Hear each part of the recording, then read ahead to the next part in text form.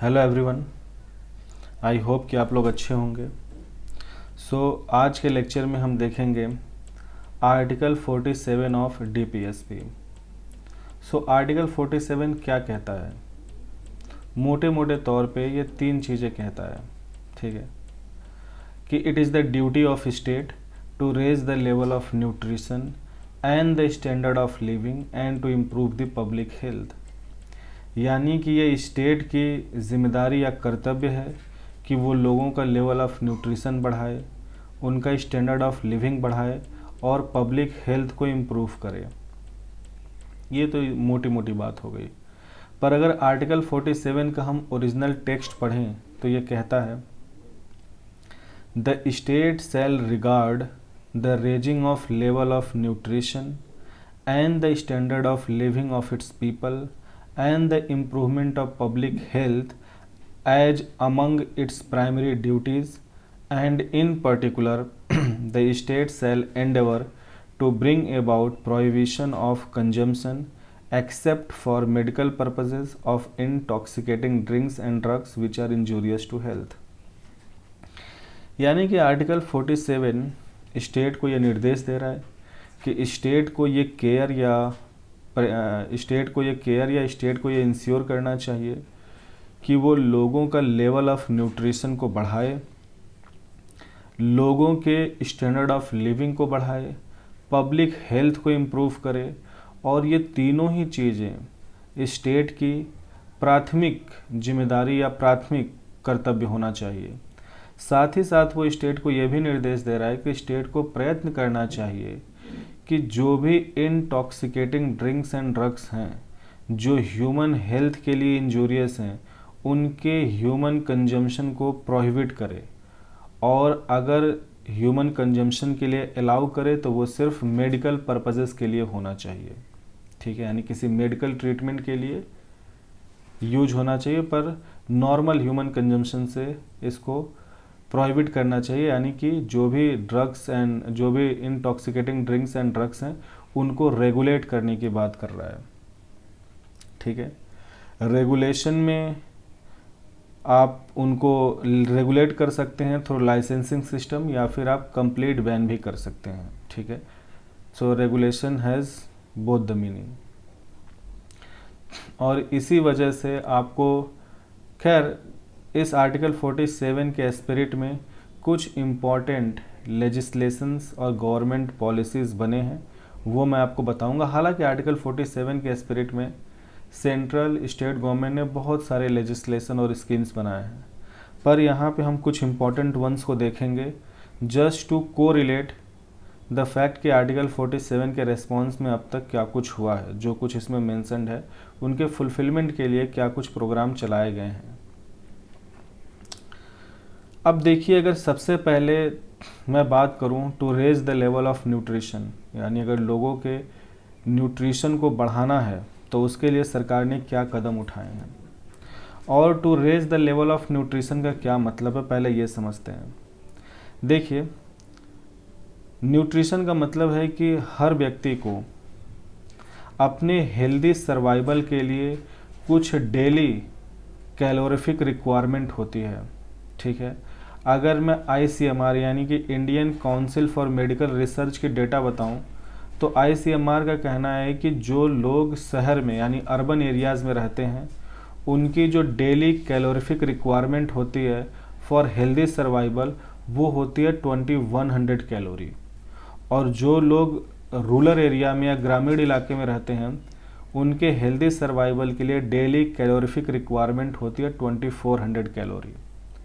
अब rural areas के लोगों के लिए कैलोरीफिक रिक्वायरमेंट ज़्यादा है बिकॉज वो ज़्यादा फिजिकल एक्टिविटीज़ करते हैं। अभी जो लेटेस्ट रिवीजन है वो ये है कि 1900 calorie for any person living in urban area, 2100 calorie for a person in rural area.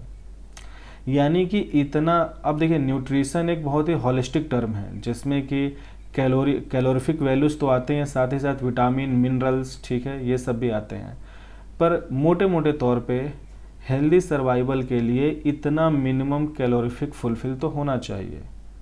अब ये मिनिमम कैलोरीफिक वैल्यू चैलेंजिंग क्यों हो जाता है वो आप तब समझेंगे जब हमारे देश की पॉवर्टी को आप समझेंगे।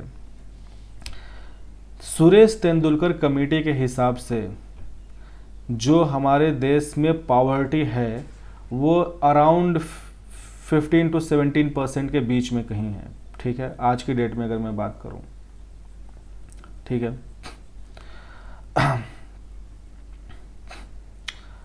अब आप ऐसे समझो कि सुरेश तेंदुलकर कमेटी ने पॉवर्टी लाइन को फिक्स कहाँ पे किया। उन्होंने इस पॉवर्टी लाइन को बनाया था bye calculating the cost of certain essential food items and non essential food items, ठीक है। तो एक बास्केट ऑफ कमोडिटी को लिया जिसमें कुछ ज़रूरी फूड आइटम्स थे, कुछ नॉन फूड आइटम्स थे like footwear, clothing, rent, educational expenses, ठीक है, मेडिकल एक्सपेंसेस, और इनको कंबाइन करके उन्होंने जो पॉवर्टी लाइन बनाई वो है 33 रुपीज़ फॉर अर्बन पॉपुलेशन, ठीक है, and 27 rupees for someone in the rural area. यानी अगर कोई व्यक्ति शहर में रह रहा है तो अगर वो एक दिन का 33 रुपये या उससे ज़्यादा कमा रहा है तो वो पॉवर्टी लाइन के बाहर है, और अगर कोई गांव में व्यक्ति 27 रुपये या उससे अधिक कमा रहा है तो पॉवर्टी लाइन के बाहर है। अब आप सोचो कि ये जो डेफिनेशन है पॉवर्टी की ये बहुत लो है। अगर आप आज की डेट में जो कंज्यूमर प्राइस इंडेक्स, जो कंज्यूमर बेस्ड इन्फ्लेशन है, ठीक है, सीपीआई बेस्ड इन्फ्लेशन, अगर आप उसके हिसाब से इस कॉस्ट में मार्केट में जाके चीज़ें खरीदना चाहें तो शायद आप ये 2100 की जो कैलोरीफिक रिक्वायरमेंट है, या मैं अगर एक एवरेज मान लूँ और इसको कहूँ कि हर व्यक्ति को 2200 कैलोरी चाहिए हेल्दी सर्वाइवल के लिए, तो वो आप नहीं खरीद पाएंगे इस रुपए में। तो ये पॉवर्टी लाइन इतने रुपए पे क्यों फुलफिल हो जाती है? Because government to raise the level of nutrition, इसके लिए जो बहुत ही एम्बिशियस प्रोग्राम गवर्नमेंट ने चलाया, जो बहुत सक्सेसफुल भी है, वो है पब्लिक डिस्ट्रीब्यूशन सिस्टम। तो ये जो कॉस्ट आपको निकल कर आती है 33 रुपये 27 रुपये, वो इसलिए सरकार ने रखा है बिकॉज जो भी इसेंशियल फूड आइटम्स हैं वो गवर्नमेंट इन बीपीएल कैटेगरी के हाउस होल्ड को बहुत ही लो कॉस्ट पे लाइक 2 रुपीज़ या 3 रुपीज़ पर केजी के हिसाब से इसेंशियल फूड ग्रेन्स प्रोवाइड करती है, ठीक है।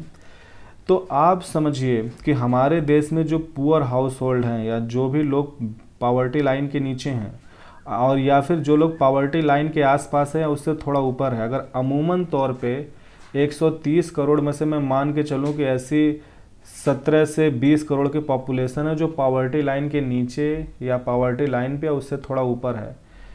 ये लोगों का जो लेवल ऑफ न्यूट्रिशन है इसको इंश्योर करने के लिए गवर्नमेंट ने चलाया पब्लिक डिस्ट्रीब्यूशन प्रोग्राम, जिसके तहत बहुत ही लो कॉस्ट पे, ठीक है, at a very minimal cost government उन्हें इसेंशियल फूड आइटम्स प्रोवाइड करती है। तो आप पब्लिक डिस्ट्रीब्यूशन प्रोग्राम जो है ये सेंट्रल और स्टेट गवर्नमेंट दोनों का पार्टनरशिप में स्पॉन्सर्ड स्कीम है, ठीक है। अब ये तो जनरल हाउस होल्ड के लिए बात हो गई, और बच्चों के बीच में लेवल ऑफ न्यूट्रिशन बढ़ाने के लिए जो भी पुअर हाउस होल्ड के बच्चे हैं उसके लिए सरकार ने 1995 में चलाए मिड डे मील स्कीम।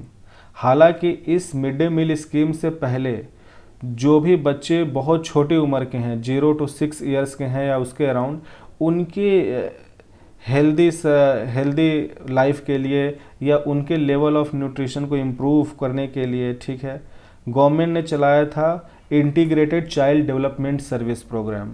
इन दोनों प्रोग्राम को हम समझेंगे। फ़िलहाल में पहले देखते हैं मिड डे मील स्कीम। देखिए, मिड डे मील स्कीम को लॉन्च किया था सरकार ने 1995 में, और इसका एम यही था कि जो भी एलिमेंट्री स्कूल एजुकेशन है यानी क्लास 1 से क्लास 8 तक का जो एजुकेशन है वहाँ पे जो पुअर हाउस होल्ड के बच्चे हैं उनको फ्री लंच देना, ठीक है। और उस फ्री लंच देने के पीछे गवर्नमेंट का 3 एम था कि जो बच्चों में चाइल्ड वेस्टिंग, चाइल्ड स्टंटिंग और जो माल न्यूट्रिशन की प्रॉब्लम है इसको सॉल्व की जा सके। चाइल्ड स्टंटिंग का मतलब होता है कि किसी बच्चे का उसके एज के हिसाब से उसकी हाइट कम रहना, और चाइल्ड वेस्टिंग का मतलब होता है किसी बच्चे का उसके एज के हिसाब से वेट कम होना। अब किसी बच्चे का उसके एज के हिसाब से हाइट कम होती है जब वो क्रॉनिक हंगर से सफ़र करता है, और उसके पर्टिकुलर एज पे अगर उसका वेट कम है तो ये रिफ्लेक्ट करता है एक्यूट हंगर। तो ये जो भी क्रॉनिक हंगर, एक्यूट हंगर और जो माल न्यूट्रिशन के प्रॉब्लम थी, इसको रिजॉल्व करने के लिए, ताकि एक बच्चा जो कि 14 ईयर्स या उससे कम एज का है वो एक हेल्दी चाइल्डहुड एंजॉय करे, उसका एक हेल्दी डेवलपमेंट हो, ठीक है, उसके लिए मिड डे मील स्कीम चलाया गया। लेटर ऑन इस स्कीम को गवर्नमेंट ने सर्व शिक्षा अभियान के साथ मर्ज कर दिया और 2002 में इस मिड डे मील स्कीम को पूरे भारत में इम्प्लीमेंट कर दिया गया। और मिड डे मील स्कीम काफ़ी सक्सेसफुल स्कीम भी रहा। इसने सर्व शिक्षा अभियान में जो भी स्कूल अटेंडेंस और जो भी स्कूल एडमिशन है और जो भी universal attainment of elementary school education है उसको फुलफ़िल करने में बहुत हेल्प किया है। हालांकि ये दोनों ही सर्व शिक्षा अभियान और मिड डे मील स्कीम अभी भी साथ साथ चल रही हैं, और ये प्रोग्राम आता है मिनिस्ट्री ऑफ एजुकेशन के अंदर। लेटर ऑन 2021 में इस मिड डे मील स्कीम को रीनेम कर दिया गया एज प्रधानमंत्री पोषण शक्ति निर्माण योजना, ठीक है। तो और साथ ही साथ मैं आपको बताऊं स्टैंडर्ड ऑफ, और मैंने ये भी बताया आपको कि लेवल ऑफ न्यूट्रिशन को इम्प्रूव करने के लिए, ठीक है, बच्चों के अंदर और जो भी प्रेग्नेंट महिलाएं होती हैं उनके हेल्थ, उनके न्यूट्रिशन को इंश्योर करने के लिए 1975 में सेंट्रल गवर्नमेंट ने एक बहुत ही एम्बिशियस प्रोग्राम चलाया था, इंटीग्रेटेड चाइल्ड डेवलपमेंट सर्विस, जिसको ICDS प्रोग्राम भी कहते हैं।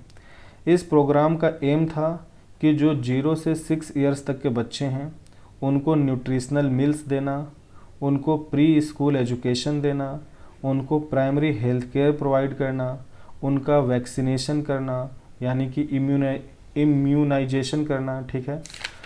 और इन सारे ऑब्जेक्टिव्स को फुलफ़िल करने के लिए ICDS के अंतर्गत आंगनवाड़ी सेंटर्स ओपन किए गए और आज की डेट में हमारे पूरे देश में 14 लाख से ज़्यादा आंगनवाड़ी सेंटर्स काम कर रहे हैं, ठीक है, ऑपरेशनल है। बाकी public distribution system, mid day meal जो कि आज प्रधानमंत्री पोषण शक्ति निर्माण योजना एज ए उसको रीनेम कर दिया गया। तो ये सारी योजनाएं हैं जो कि पुअर हाउस होल्ड के लेवल ऑफ न्यूट्रिशन को बढ़ाने के लिए, उन पुअर हाउस होल्ड के बच्चों के लेवल ऑफ न्यूट्रिशन को इम्प्रूव करने के लिए बनाया गया। And they are very successful programmes. इनका देश के ऊपर, मतलब जो भी देश में जो भी टारगेटेड पॉपुलेशन है उन पे इसका जो रिज़ल्ट है वो काफ़ी अच्छा रहा है, ठीक है। तो they are very successful programmes, इनसे काफ़ी हेल्प मिला है लेवल ऑफ न्यूट्रिशन बढ़ाने के मामले में, या गरीब लोगों को काफ़ी सहूलियत मिली। अब और आप यकीन मानो पब्लिक डिस्ट्रीब्यूशन सिस्टम गरीब लोगों के लिए एक बहुत ही इम्पॉर्टेंट स्कीम है, ठीक है। अब आगे बढ़ते हैं। स्टैंडर्ड ऑफ लिविंग से क्या मतलब है, ठीक है। स्टैंडर्ड ऑफ लिविंग बढ़ाने से क्या मतलब है, उससे पहले ये समझिए कि स्टैंडर्ड ऑफ लिविंग होता क्या है। तो स्टैंडर्ड ऑफ लिविंग जो होती है ये डायरेक्टली प्रोपोर्शनल होती है एक्सेस टू मटेरियल थिंग्स, यानी कि अगर किसी हाउस होल्ड या किसी व्यक्ति के पास ढेर सारे मटेरियल थिंग्स का एक्सेस या लग्जरियस थिंग है, इसका मतलब है कि उसका स्टैंडर्ड ऑफ लिविंग बेहतर है। और एक्सेस टू मटेरियल थिंग्स या luxurious things depends on income या वेल्थ ऑफ द पर्सन, ठीक है। तो जो भी हाई इनकम ग्रुप पीपल हैं या जो भी राइट इनकम ग्रुप पीपल या वेल्दी इंडिविजुअल्स हैं, उनका तो स्टैंडर्ड ऑफ लिविंग तो ठीक है, दे कैन लाइक वो अपने लिए मटेरियल रिसोर्स इकट्ठा कर सकते हैं। पर जो पुअर हाउस होल्ड है, जो मैं बता रहा था कि अगर हमारे देश में पॉवर्टी लाइन के नीचे या उस पे या उसके हल्का ऊपर अगर हम इस तरह की पॉपुलेशन देखें तो वो कुछ 15 से 20 करोड़ के बीच में आएगी। तो इन लोगों के स्टैंडर्ड ऑफ लिविंग को बढ़ाने का क्या मतलब है? इनके स्टैंडर्ड ऑफ लिविंग को बढ़ाने का मतलब है कि इनके बच्चों को हम फ्री स्कूल एजुकेशन दें, इनको हम फ्री हेल्थ केयर फैसिलिटीज़ दें, हम इनको फ्री इलेक्ट्रिसिटी एक्सेस दें अप टू सर्टेन यूनिट। यानी अगर सरकार, अब देखिए ये मुद्दे जो होते हैं ये सब स्टेट लिस्ट के मुद्दे हैं, तो अगर कोई राज्य सरकार 100 यूनिट्स तक बिजली फ्री कर देती है तो वो पुअर हाउस होल्ड को इलेक्ट्रिसिटी का एक्सेस मिल जाएगा। और अगर हम आर्टिकल 21A की बात करें, जिसके तहत free and compulsory education to all children between the age of 6 to 14 years, तो जो भी फ्री एलिमेंट्री स्कूल एजुकेशन है ये पुअर हाउस होल्ड के स्टैंडर्ड ऑफ लिविंग को बढ़ाता है ये स्कीम। साथ ही साथ जो भी नेशनल हेल्थ मिशन के तहत जो भी primary health care centres open किए गए जहाँ पे फ्री मेडिकल केयर मिला, तो अगर हम पुअर हाउस होल्ड के बच्चों को फ्री एजुकेशन, उनको फ्री हेल्थ केयर फैसिलिटीज़ दें, उनको हम इलेक्ट्रिसिटी का एक्सेस दें, ठीक है, वो भी हम कुछ यूनिट्स तक फ्री कर दें, अगर हम उनको सैनिटेशन क्लीन वाटर का एक्सेस दें, ठीक है, तो ये सारी चीज़ें उनके स्टैंडर्ड ऑफ लिविंग को बढ़ाता है। और इन चीज़ों को इंश्योर करने के लिए सरकार ने बहुत सारी स्कीम्स चलाई हैं जो मैं आगे आपको बताऊंगा। साथ ही साथ इम्प्रूवमेंट ऑफ पब्लिक हेल्थ, यानी कि जो भी लोग हैं समाज में, ठीक है, उनकी जो भी हेल्थ है, उनको मतलब हेल्थ केयर के जो भी मेडिकल इमरजेंसीज़ में, ठीक है, मेडिकल ट्रीटमेंट या मेडिकल इंफ्रास्ट्रक्चर का एक्सेस होना चाहिए। अब यहाँ भी जो मेन बात आती है वो ये आती है कि मान लीजिए सरकार देश में गवर्नमेंट हॉस्पिटल्स नहीं बनाएगी या गवर्नमेंट सेंटर्स नहीं बनाएगी, तो सिर्फ प्राइवेट हॉस्पिटल्स होंगे और प्राइवेट हॉस्पिटल्स की फ़ीस या मेडिकल ट्रीटमेंट के जो भी चार्जेस हैं वो सिर्फ रिच इंडिविजुअल्स या रिच हाउस होल्ड ही अफोर्ड कर सकते हैं। तो जो भी पुअर हाउस होल्ड हैं वो तो डिप्राइव्ड हो जाएंगे, ठीक है, मेडिकल फैसिलिटी से। तो सरकार की ये जिम्मेदारी है या सरकार का ये कर्तव्य है कि सभी जनों को मेडिकल फैसिलिटी या मेडिकल इंफ्रास्ट्रक्चर का एक्सेस होना चाहिए। और इसके लिए गवर्नमेंट ने लॉन्च किया नेशनल हेल्थ मिशन। तो गवर्नमेंट की जो मिनिस्ट्री है, ministry of health and family welfare, उसका एक बहुत ही बड़ा और एम्बिशियस मिशन था नेशनल हेल्थ मिशन, जिसके तहत इन्होंने 2 तरह के मिशन चलाए। पहला था नेशनल रूरल हेल्थ मिशन, दूसरा नेशनल अर्बन हेल्थ मिशन। और इन दोनों ही हेल्थ मिशन के तहत रूरल और अर्बन एरियाज़ में primary health care centres open किए गए, ठीक है, जहाँ पे जितने भी प्राइमरी हेल्थ केयर को लेकर जो भी ट्रीटमेंट फैसिलिटीज़ मिलने थे वो फ्री रही लोगों के लिए। लेटर ऑन 2018 में सेंट्रल गवर्नमेंट ने लॉन्च किया Ayushman Bharat health and wellness centre scheme. तो जो Ayushman Bharat health and wellness centre programme है, इसको मर्ज कर दिया गया in primary health care centre से जो कि रूरल और अर्बन एरियाज़ में हैं, ठीक है, और जिसके तहत कि इन प्राइमरी हेल्थ केयर सेंटर्स को अपग्रेड कर दिया गया।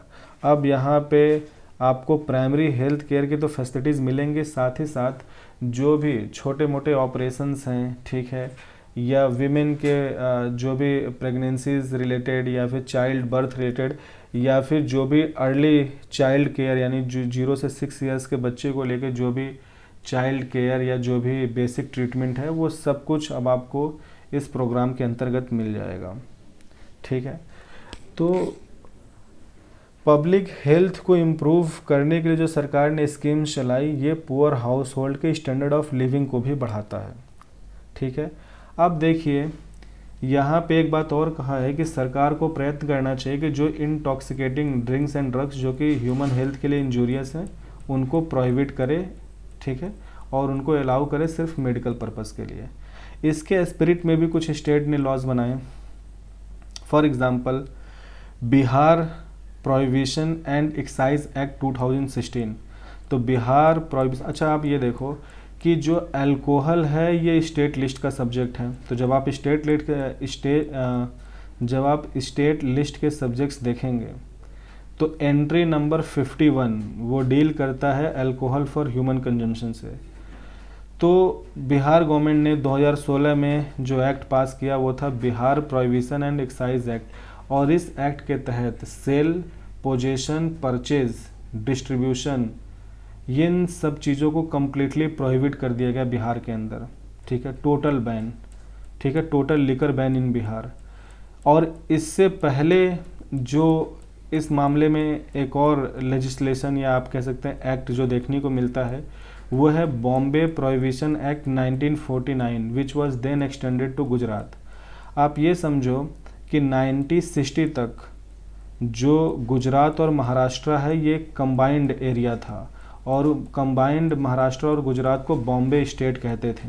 1960 में लिंग्विस्टिक बेसिस पे जो भी मराठी स्पीकिंग एरियाज़ थे उनको क्लब करके महाराष्ट्र बना दिया गया और जो भी Gujarati majority Gujarati speaking areas थे उनको क्लब करके गुजरात बना दिया गया।